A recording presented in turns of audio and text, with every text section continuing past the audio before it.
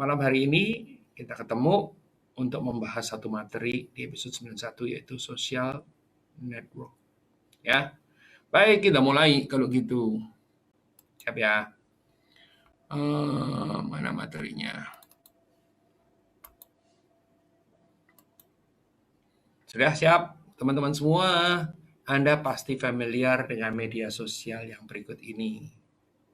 3, 2, 1, ya. Pasti dong familiar. Anda sekarang menghadapinya. Apa tuh? Facebook. Ya, Anda sekarang most of you ada di Facebook saat ini. Ya, Facebook. Jadi Facebook adalah sosial media. Ya, saya itu pengguna Facebook sudah hampir 12 tahun. Nanti kalau kira-kira nanti at the end of this year, 23 Desember, itu saya sudah genap 12 tahun menggunakan Facebook. Ya, nah terus terang waktu itu menggunakan Facebooknya ini gara-gara suatu hari saya makan siang dengan sahabat saya, ya namanya Cecilia Kusumowinayu dia datang dari London, terus kemudian ajak makan siang, kami makan siang, dan pada saat makan siang itu ada pertanyaan dia yang it's 12 years ago ya, itu Mas, apa pengaruh Facebook dalam kehidupanmu? Wes, saya sampai bengong gitu kan, kenapa orang saya nggak punya akun Facebook, ditanya apa pengaruh Facebook dalam kehidupanmu. Ya, itu pertanyaan daripada Lia ya, sahabat saya yang memang apa namanya hidupnya dari media, memang di orang media. Terus saya cerita bahwa nggak ada pengaruhnya. Kenapa? Karena saya nggak punya akunnya. 23 Desember malam harinya saya bikin akun dari 23 Desember 2018 sampai hari ini. Ya, sudah hampir 12 tahun. Ya, sudah hampir 12 tahun. Luar biasa ya. Dan rajin tiap hari posting status, komen ya. Dan saya memanfaatkan Facebook ini dengan cara yang sangat sangat beradab lah kalau saya bilang ya, termasuk saya tidak berteman dengan mereka yang kurang beradab ya, mereka yang suka menyebarkan berita bohong ya, ada hoaxer, ada haters ya, itu semua saya buang semua ya. Nah, termasuk teman-teman ya, karena ada teman yang memang akhirnya menjadi kasar ya. Sebetulnya paling berasa sekali adalah pada saat waktu itu soal pilkada, pilpres dan sebagainya ya. Orang bisa keluar itu sisi buasnya, sisi nggak benernya. Karena apa? Dia pikir kalau jempolnya bisa melakukan segala-galanya dengan bebas, dan itu yang akhirnya saya sisirin ya.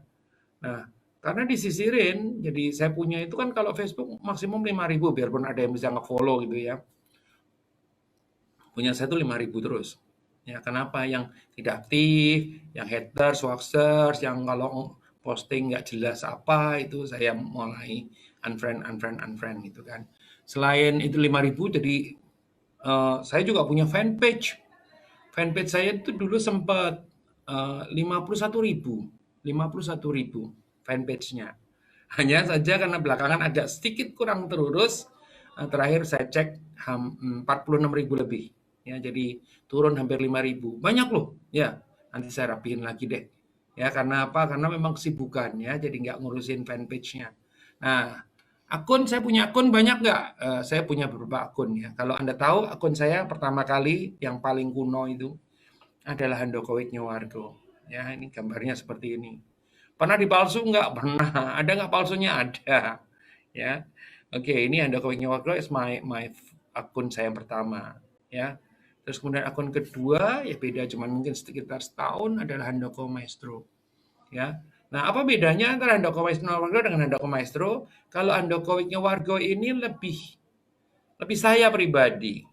Kalau Handoko Maestro itu lebih saya dalam kaitannya dengan pekerjaan dan bisnis ya. Handoko Maestro lebih pekerjaan dan bisnis. Kalau Handoko, jadi kalau saya menggunakan Handoko Wijnyowargo, saya bisa bercanda apa aja karena saya memang dasarnya senang bercanda. Tapi waktu saya menulis dengan Handoko Maestro, saya lebih santun ya. Ini membedakan dua karakter. Ya, terus kemudian karena sudah saking penuhnya, akhirnya saya bikin akun yang ketiga. Akun ketiganya adalah Handoko Maestro 2. Ya Handoko Maestro 2 belum penuh sih, memang masih ini. Ya kalau Handoko Maestro satunya itu sekitar hampir 9 ribuan, Handoko Maestro-nya itu 9 ribuan juga, kalau Maestro 2-nya masih belum 5.000 ya. Silakan kalau yang memang belum, silakan namanya di situ. Nah, materi ya dan berarti ada saya satu punya yang pribadi dan dua yang sifatnya terkait dengan pekerjaan. Terus karena orang-orang tahu saya punya akun itu rame, meriah gitu kan, orang-orang tuh seneng tagging. Buat saya kan tagging ini kan mengganggu, ya. Jadi orang tagging makanan di akun saya yang bicara bisnis gitu kan, mengganggu sekali, ya. Dan paling banyak kalau kita tahu adalah memang belakangan adalah makanan. Nah, untuk menghindari itu saya bikin akun yang keempat, yaitu Handoko Kuliner. Jadi kalau Anda punya makanan yang enak, yang oke, Anda mau jualan, atau Anda pengen beli, posting aja di situ. Boleh, boleh nggak? Boleh. Bayar nggak? Enggak, gitu kan. Postinglah di Handoko Kuliner, jangan di tempat yang lain kalau memang itu terkait dengan kuliner. Ya, karena kalau nggak lama-kelamaan bisa diblok. Oke. Ya, itu yang kita lakukan. Oke. Baik, teman-teman semua. Nah, apakah Anda tahu pendiri media sosial ini pernah difilmkan? Pernah nonton filmnya? Ini filmnya, judulnya ya. Adalah Social Networks ya. Ini dirilis 1 Oktober 2010. Film ini berdasarkan buku The Accidental Billionaires by Ben Mesrich. Ya. Konon kabarnya si Mark Zuckerberg sendiri nggak terlalu happy dengan filmnya. Nanti saya cerita kenapa nggak terlalu happy dengan filmnya. Ya, film biografi daripada Mark Zuckerberg. Ya, yang main adalah Jesse Eisenberg sebagai Mark Zuckerberg, Andrew Garfield sebagai Eduardo Severin, Justin Timberlake sebagai Sean Parker. Ya, oke, dan itu yang terjadi. Nah, kenapa nanti nanti saya cerita kenapa kok Mark Zuckerberg not too happy katanya ya seperti itu. Mau tahu ceritanya ya? Jadi ceritanya adalah ini poster yang umumnya ya. Jadi di situ diceritakan malam musim gugur tahun 2003 ya, mahasiswa Harvard dan jenius soal pemrograman komputer si Mark Zuckerberg duduk di depan komputernya dan mulai mengerjakan sesuatu yang baru ya. Blogging dan pemrograman yang dimulai di kamar asramanya itu segera menjadi sebuah jaringan sosial global dan revolusi dalam komunikasi. Kenapa dibilang revolusi dalam komunikasi? Karena terus kemudian muncul yang namanya sosial media. Orang mau menceritakan dirinya. Orang mau berinteraksi dengan orang lain, berkomentar, tukar pendapat. Ya, yang mungkin dulu hanya one to one, ya sekarang menjadi one to many, bisa begitu. Ya, namanya juga media sosial. Nah, karena media sosial seharusnya kita menggunakan sebaik-baiknya untuk kepentingan yang sifatnya sosial. Kalau Anda sudah menggunakan sebagai haters, hoaxers, terus kemudian Anda pakai buat fitnah dan sebagainya, itu semua berarti Anda lebih cocok bukan di media sosial, tetapi di media asosial. Ya, oleh karena itu saya keluarin biasanya teman-teman yang seperti itu. Ya, saya kan tidak akan putarkan videonya. Nah, kita akan coba lihat bukunya. Bukunya ini, The Accidental Billionaires, The Founding of Facebook.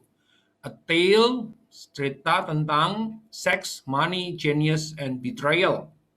Nah, ini yang nggak bikin happy. Konon kabarnya, karena film The Social Network itu diambil dari dasarnya adalah ini, jadi dia ini, nah nanti cerita lagi ya. Dirilis tahun 2009, penulisnya adalah Ben Mesrich tentang pendiri Facebook. Ben Mesrich berpendapat bahwa buku tersebut bukanlah karya fiksi, meskipun gaya penulisannya naratif.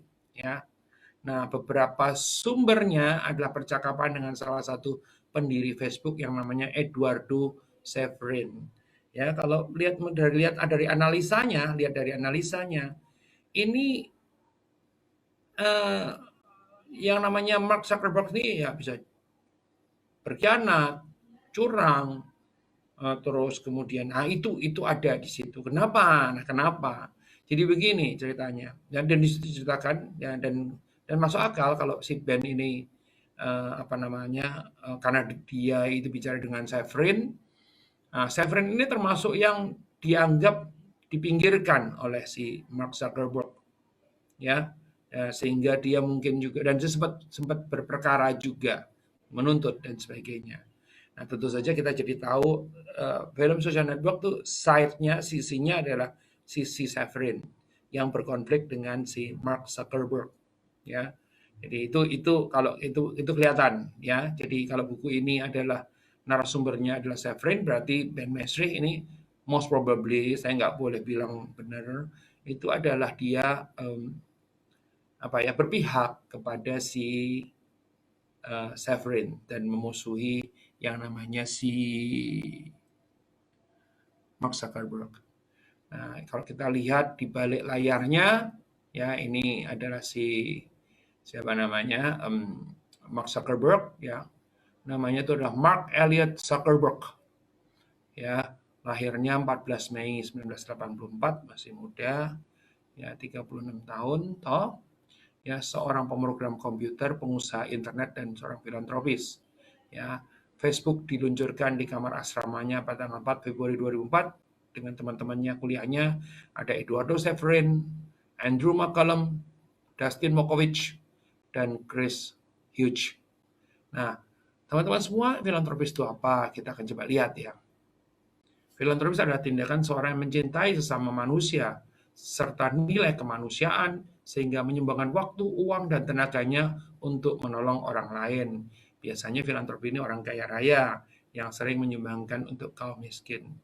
Nah, saya tidak mau cerita, saya nggak mau promosi tentang si Mark Zuckerberg, tapi Mark Zuckerberg itu mau menyerahkan bahkan mayoritas daripada kekayaannya untuk orang lain, Nanti Anda bisa melihat dari googling, ya bagaimana seperti itu, ya. Nah, mengapa Mark Zuckerberg memakai pakaian yang sama setiap hari? Katanya begitu. Ya, kita lihat ya pakaiannya kayak apa sih? Kita lihat. Ya, Mark Zuckerberg itu pakaiannya itu melulu, ya. Satu, kaos atau t-shirt yang warnanya abu-abu. 2, celana jeans. 3, sneakers atau sepatu sport, ya. Pakainya ini melulu, nggak pernah ganti-ganti. Ya, ini menarik, ya. Sekarang kan lagi musim itu, ya. Apa ya? Simple life, ya.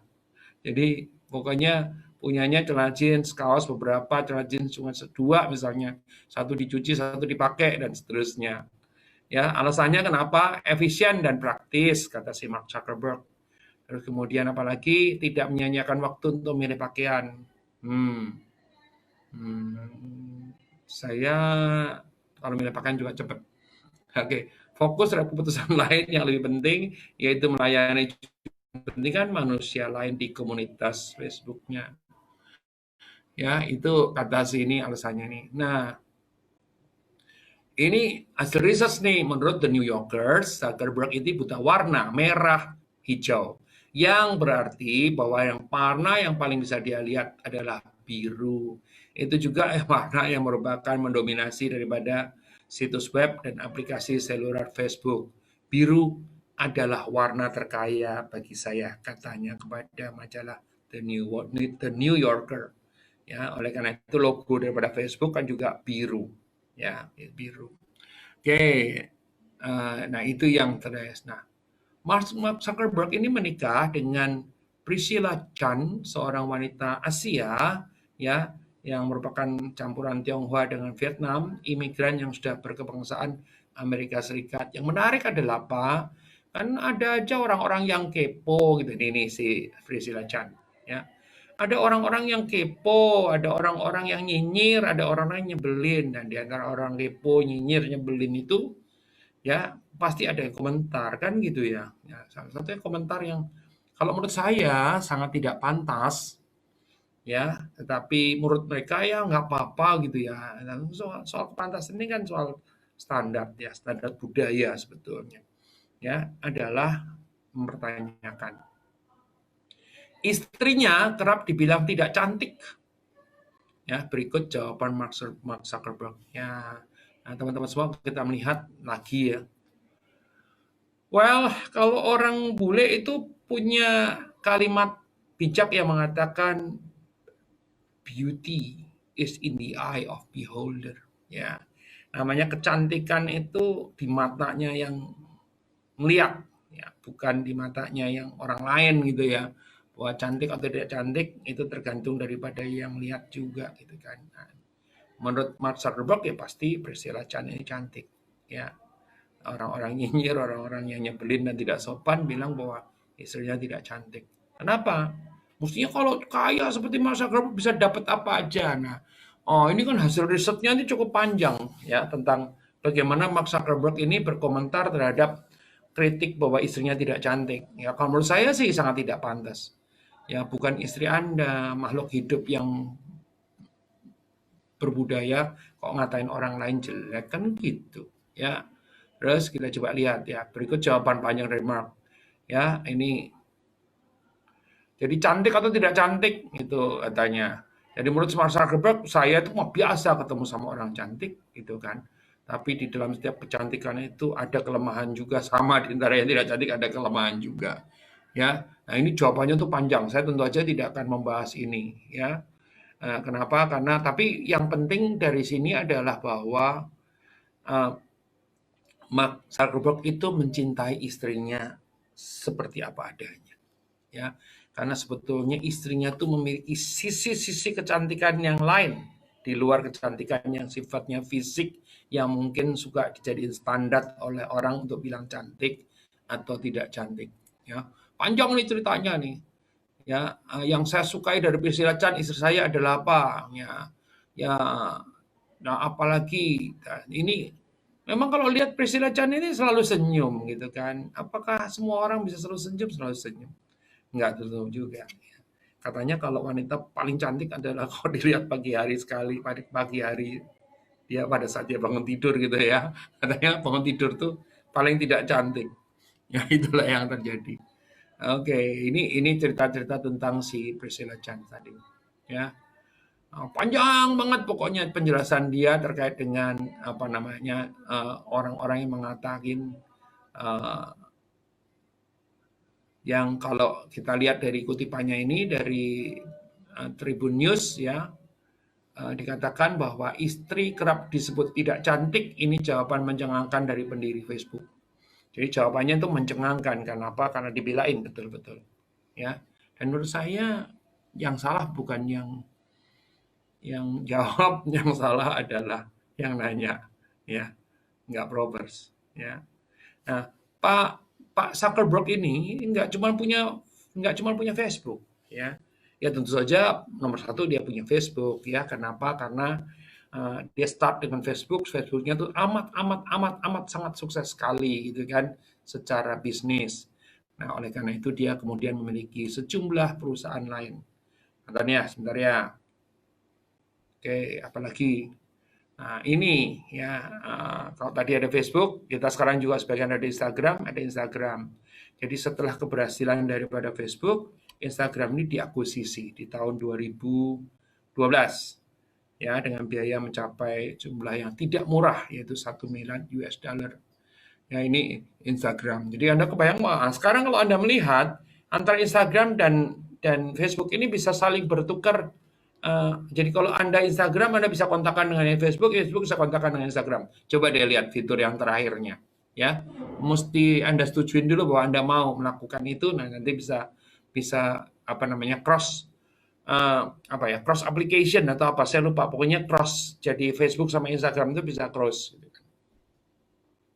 Terus ini lagi nih WhatsApp ya diakuisisi tahun 2009 Facebook membeli WhatsApp senilai 19 miliar dan itu menjadi pembelian perusahaan teknologi termahal di dunia ya. Tapi buat si Mark Zuckerberg WhatsApp itu demikian berarti ya. Dan yang menarik adalah apa? Sekarang WhatsApp banyak banget perubahan ya. Kalau Anda mungkin selama ini menggunakan conference, kalau di WhatsApp dulu kalau kita mau video conference maksimum cuman berapa ya? Sempat 3 orang doang kalau nggak salah ya. Sekarang bisa 50 orang. Jadi akhirnya bisa rame-rame itu. Ya, katakanlah bisa jadi orang-orang tuh kalau tanpa presentasi cuma sekedar ngobrol nggak usah pakai Zoom. Ya pakai WhatsApp juga bisa gitu ya. Sementara kalau di Zoom kan gratis aja bisa 100. Ya, cuman mungkin waktunya cuma pendek, durasinya cuma 45 menit. That's WhatsApp. Ya. Terus kemudian ada Onavo, ya. Onavo adalah aplikasi dapat menghemat internet. Onavo sendiri dibeli Facebook dengan biaya 150 atau 200 juta US dollar. Ini bisa menghemat internet, ya. Kenapa menghemat itu menjadi penting? Iya penting, orang kita itu sangat konsumtif sekali terkait dengan internet, betul ya? Ya, hari ini aja nih kalau Anda mendengar saya sejam aja, berarti sebetulnya Anda sudah mengkonsumsi yang jumlahnya tidak sedikit, ya. Oke, ini yang ketiga. Keempat adalah Atlas, ya. Facebook membeli program advertiser suite milik Microsoft yang bernama Atlas dengan tawaran harga 100 juta. Ini cerita, ya. Saya sendiri nggak begitu menguasai Atlas ini untuk apa, tapi dia program advertiser, ya. Rasanya sih sudah dimanfaatkan juga. Dan kelima adalah Face.com, perusahaan perangkat lunak yang mampu mengenali garis wajah, dibeli Facebook pada tahun 2012 silam dengan harga 60 juta atau sekitar 808 miliar. Mengenali wajah, penting atau nggak penting? Penting. Kenapa? Contoh yang paling sederhana saja, ya, paling sederhana aja. Kalau Anda posting, atau tiba-tiba Anda dapat pemberitahuan, mau ngetek wajah Anda sendiri nggak? Ternyata foto kita rame-rame diposting sama orang lain. Jadi dia bisa nyambungin gitu loh. Nyambungin dari foto kita yang diposting sama orang lain, terus kemudian ngingetin kita. Ya, nah, kalau kita tuh posting di sendiri aja, ya kalau wajahnya dikenalin, orang bisa nganjurin. Mau ngetek si, misalnya katakanlah ada Andi, mau ngetek Andi enggak? Mau ngetek Benny enggak? Mau ngetek Chandra enggak? Gitu ya. Karena apa? Sudah dikenalin semua. Ya, ini yang ini. Ya, saya rasa sekarang kalau yang begitu-begitu sudah ada lah ya di artificial intelligence yang sekarang ini sudah sudah lebih canggih. Tapi waktu tahun 2012, 8 tahun yang lalu, uh, mungkin sesuatu yang masih baru. Ya, itu yang sudah besar-besar. Ya, nah, tetapi kan yang namanya Facebook tidak sendirian ya. Facebook tidak sendirian. Terus kemudian menurut hasil research itu ada 5 media terpopuler di kuartal kedua 2020. Kuartal kedua 2020 itu kira-kira berarti mulainya tuh April sampai April, Mei, Juni, ya April, Mei, Juni. Ya, kenapa? Karena kuartal 2 2020 itu terjadi perubahan yang sangat-sangat signifikan. Gara-gara apa? Gara-gara pandemi. Ya, Anda kebayang nggak? Pandemi itu merubah demikian banyak aspek kehidupan kita. Termasuk juga yang terkait dengan sosial media. Ya, kita lihat ya. Sambil ngupdate nih, jangan-jangan Anda masih ketinggalan ini. Populer padahal. Ya, nomor satu adalah TikTok. Ya, saya sendiri belum banyak belajar tentang TikTok, ya. Saya dijanjiin oleh seorang sahabat saya, entar itu TikTok for Business itu bagus banget. Ya nanti apa namanya kita belajar secara khusus. Oke, saya sendiri belum aktif, ya. Sudah baca, sudah lihat reviewnya, sudah lihat bagaimana orang pakai, tapi saya sendiri masih belum terlalu jauh lah ya terkait dengan TikTok. Terus apalagi yang di Facebook yang kedua malahan justru maksudnya Facebook itu kesalip di kuartal kedua 2020. Kenapa? Ya TikTok itu tiba-tiba demikian populer. Sama seperti kalau kita bicara soal saat ini saya pakai, saya kan sekarang menggunakan Zoom ya. Zoom itu menyalip Webex, menyalip Microsoft Team, menyalip Google Meet, menyalip banyak banget tuh yang disalipnya. Termasuk yang dari dulu sebetulnya sudah menyediakan interaksi yang secara video yaitu Skype dan sebagainya. Ya. Nomor satu TikTok nih ya di kuartal kedua, nomor dua Facebook, nomor tiga adalah Instagram. Ya, dua-duanya sudah punyanya si Mark Zuckerberg itu. Ya, Snapchat, ya Snapchat itu masih tetap bertahan cukup kuat itu Snapchat. Tapi mungkin di Indonesia pernah kali ya, pernah agak sedikit wabah Snapchat, tapi sekarang mungkin agak sedikit berkurang. Dan Likee, ya ini masih di sini masih belum terlalu, tapi mungkin untuk kalangan tertentu sudah mulai berjalan. Ya itu hasil research yang mengatakan bahwa 5 media sosial terpopuler di kuartal kedua 2020 hanya dalam waktu 3 bulan. TikTok tuh luar biasa, luar biasa banget. Ya tiba-tiba orang demam TikTok dan kemudian berkembang dengan sangat cepat sekali. Ya, oke. Nah, ini saya mau bacakan live lesson from the social network berdasarkan hasil research juga. Apa yang ada di sana ya. Oke, dikatakan business ideas aren't protected. Yang namanya ide bisnis itu nggak bisa diproteksi. Memang kalau kita nonton filmnya Social Network, sini agak sedikit susah. Ya, tapi kalau Anda tahu siapa namanya, Jack Ma, dia bilang ya orang boleh mencuri ide kamu, tapi orang tidak bisa mencuri eksekusi kamu. Ya, kalimatnya itu kira-kira ya. Ya ini juga begitu nih, kalau kita punya ide itu kok gampang dicolong sama orang. Tapi kalau kita takut dicolong idenya ya kita jadi nggak pernah punya ide, ya tetap aja harus punya ide, gitu ya. Oke, jadi dikatakan di situ ya menurut si Tim Berry, hukum melindungi penemuan dengan paten, karya kreatif dengan hak cipta, dan nama dagang dengan merek dagang atau trademark, tapi tidak ada yang melindungi ide bisnis. Nah, jadi barangkali suatu hari kalau merek dagang itu ada tulisannya TM di atasnya, kalau ide bisnis barangkali ada tulisannya eh, BI gitu ya. Ya ini memang susah ya. Jadi apakah kita sering menghadapi situasi yang sama? Iya, ya. Sebagai konsultan, kami kadang-kadang suka dipanggil oleh calon klien, di mana calon kliennya ini masuk kategori CNN. CNN adalah kategori cuma nanya-nanya, gitu kan.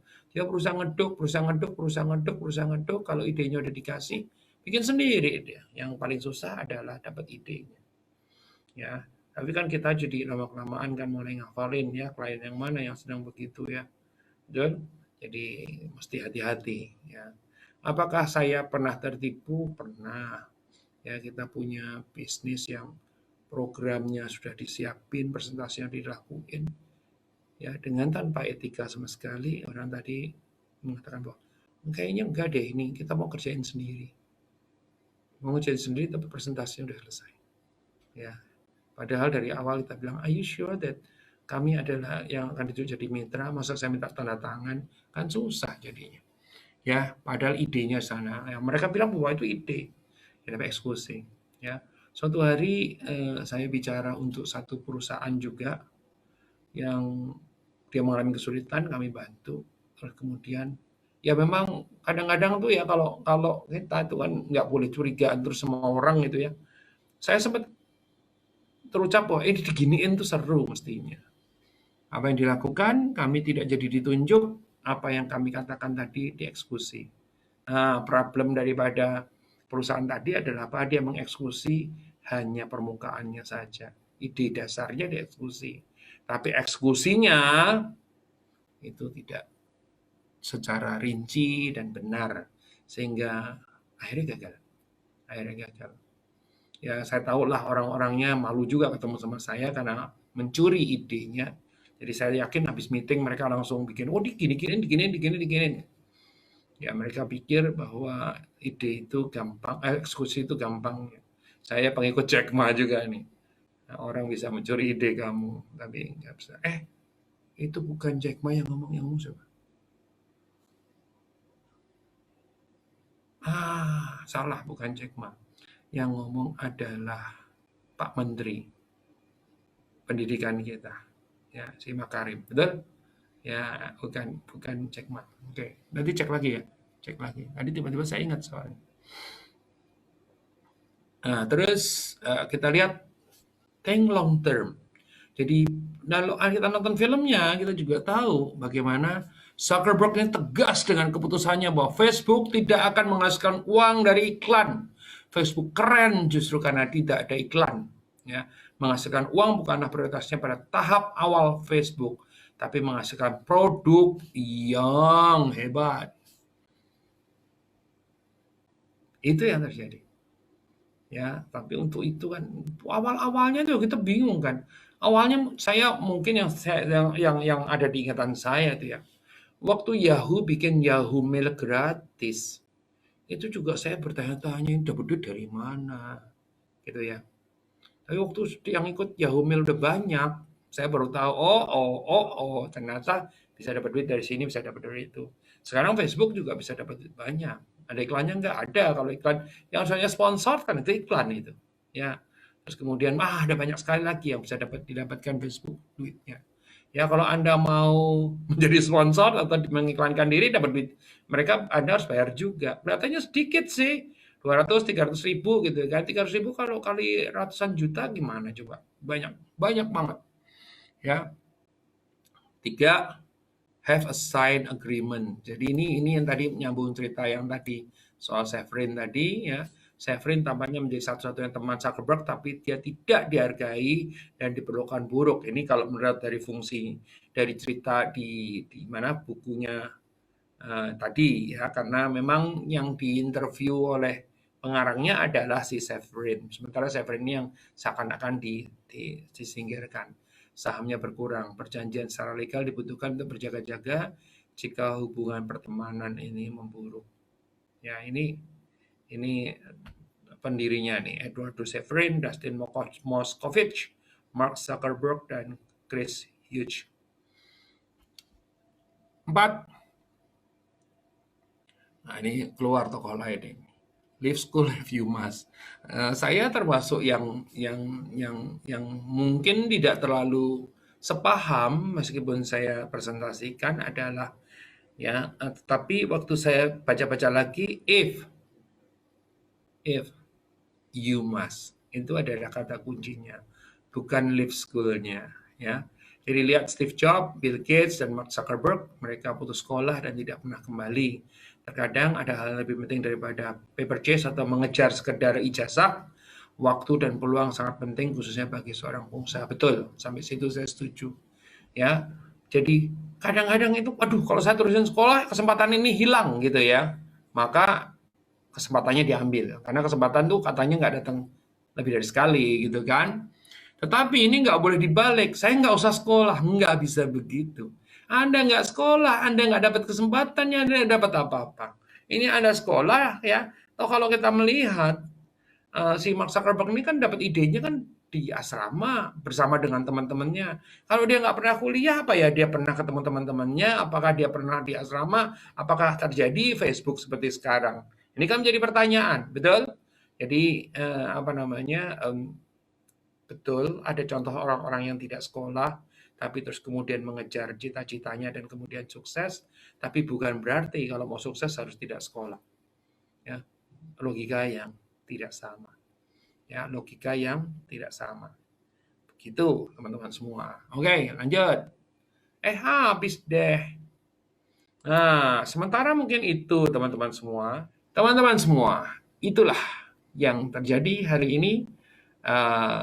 Hari ini episode ke-91 daripada Serajum Live yang tayang perdana adalah tanggal 3 April 2020. Hari ini sudah mencapai episode ke-91.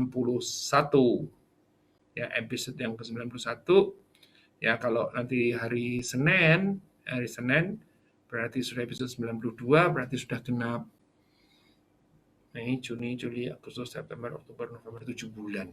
Ya, 7 bulan. Wow. Ya, karena kita punya pandemi ini, kalau di kami 7 bulan setengah, sudah hampir 7 bulan setengah. Ya. Oke, sekali lagi, teman-teman semua, saya Handoko Wijnyowargo dari Maestro Consulting, Coaching, Communicating. Untuk Anda semua. Dalam Serajum Live, Senin, Rabu, Jumat, live, Facebook dan di Instagram Handoko Maestro ya. Nah, agar supaya ini bisa membawa kemajuan buat Indonesia. Sampai ketemu lagi.